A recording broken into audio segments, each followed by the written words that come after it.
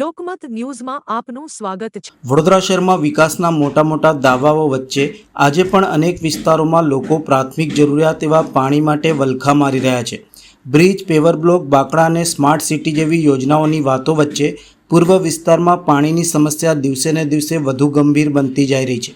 ખાસ કરીને ઉનાળાની કાળઝાળ ગરમીમાં પાણીની અછતના કારણે લોકો ભારે હાલાકીનો સામનો કરી રહ્યા છે। વડોદરાના પૂર્વ વિસ્તારમાં પાણી પુરવઠો વધારવા માટે આજવા ખાતેથી નવી લાઇન જોડાણની કામગીરી હાથ ધરવામાં આવી છે, પરંતુ કામગીરી ધીમી ગતિએ ચાલી રહી હોવાથી અનેક સોસાયટીઓમાં હજુ પણ નિયમિત અને પૂરતા પ્રેશરથી પાણી મળી નથી રહ્યું। પરિણામે કોર્પોરેશનના અનેક વિસ્તારોમાં ટેન્કર મારફતે પાણી પહોંચાડવાની ફરજ પડી રહી છે। આ દરમિયાન આજે વોર્ડ નંબર 4ની કચેરી ખાતે પાણીની સમસ્યાથી પરેશાન સ્થાનિકોએ ભારે હોબાળો મચાવ્યો હતો। ખોડિયારનગર વિસ્તારની કૃષ્ણાનગર વિભાગ 2 સોસાયટીના રહીશોએ રજૂઆત કરતા જણાવ્યું હતું કે સોસાયટીના અંદાજે 300 મકાનોમાં છેલ્લા 4 મહિનાથી પૂરતા પ્રેશરથી પાણી મળતું નથી। પાણીનું પ્રેશર એટલું ઓછું હોય છે કે ઘરો સુધી યોગ્ય રીતે પાણી પહોંચી શકતું નથી, જેના કારણે રોજિંદા જીવનમાં અનેક મુશ્કેલીઓ ઊભી થઈ રહી છે। રહીશોનો આક્ષેપ છે કે મ્યુનિસિપલ કોર્પોરેશન દ્વારા ટેન્કર મારફતે પાણી વિતરણ કરવામાં આવે છે, પરંતુ તે માત્ર તાત્કાલિક વ્યવસ્થા છે। સમસ્યાનો સ્થાયી ઉકેલ નથી અને પરિવારોને પીવાના પાણી માટે અલગથી પાણીના જગ ખરીદવાની ફરજ પડી રહી છે।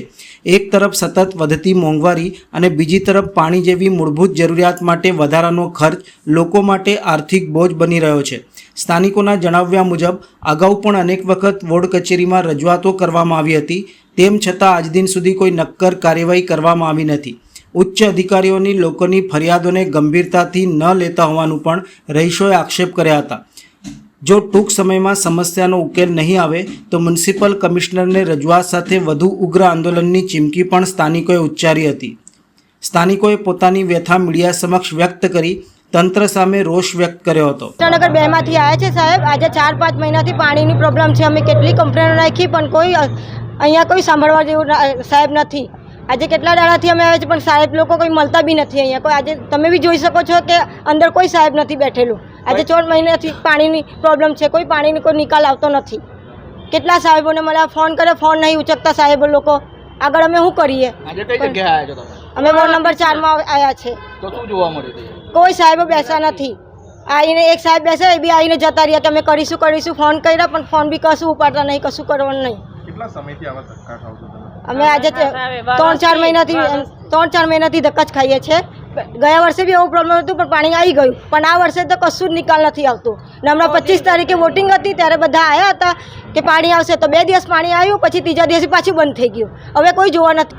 હા, બધાને કર્યો હતો, ઓનલાઈન મેસેજ બધાને લાખ્યો છે કે પાણી નથી આવતું, પણ કોઈ નિકાલ નથી આવતો સાહેબ। શું કહેવામાં આવ્યું? એમના દ્વારા કહેવાય કે અમે વાત કરીશું VMCમાં, પણ આગળ વાત થતી નથી કશું પણ। કેટલા મકાનો છે કૃષ્ણનગરની? 350-400 મકાનો છે। શું નામ આપનું? કૃષ્ણ, મારું નામ મિસ્ત્રી રાખી શિવ। મારું નામ વિપુલ શર્મા છે। અમે પાણીની સમસ્યા લઈને આવ્યા છે અને કૃષ્ણનગર 2માં રહીએ છીએ અમે લોકો, ને અમે અહીંયા છેલ્લા 4 મહિનાથી દોડાદોડ કરીએ છીએ। અહીંના એન્જિનિયર છે, ડેપ્યુટી એન્જિનિયર છે, એ અમારું ફોન રિસીવ કરતા નથી। ફોન રિસીવ કરે છે અમુક વાર તો એવું કહે છે મિટિંગમાં છું, તમને કોલ કરું છું। એ ફોન ઉઠાવીને ડાયરેક્ટ એવું કે પાણીનો અમે કહીએ તો એવું કહે છે કે તમારો પ્રોબ્લેમ સોલ્વ થાય છે, નવી લાઈનો માટે પ્રોસેસ કરીએ છીએ। પ્રેશરનું અમે કીધું, પ્રેશરનું બી એ લોકો પ્રેશર બી ખોલતા નથી। પાણી અમારે ત્યાં છેલ્લા 4 મહિનાથી પાણી આવતું નથી ને ટેન્કરો મોકલે છે। હવે ટેન્કરોમાંથી 300-400 મીટર સુધી ઘર છે। હવે 300-400 મીટર સુધી ભરીને એક ડોલ કેવી રીતે લઈ જશે માણસો? ટેન્કરો 3 થી 4 ટેન્કર મોકલે છે અને મકાનો 300-350 મકાન છે। કોર્પોરેટરને બી અમે વાત કરી છે, એ બી એવું કહે છે કે અમે તમારી વાત આગળ કરીએ છીએ, VMCમાં વાત કરી છે, પણ હવે એમનું બી કંઈ નિકાલ આવતું નથી અમારે। જવાબ શું આપ્યો એમને? જવાબ એવું આપ્યું કે તમારે આગળ વાત કરી છે, એવું કહે છે અમને ખાલી। તમને યોગ્ય જવાબ નથી મળ્યો તો આગામી દિવસોમાં શું કરશો?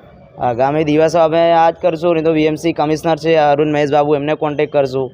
એવું બધું અમે ત્યારના દોડાદોડ જ કરીએ છીએ, પણ અમારી કોઈ રજૂઆત થતી નથી અહીંયા।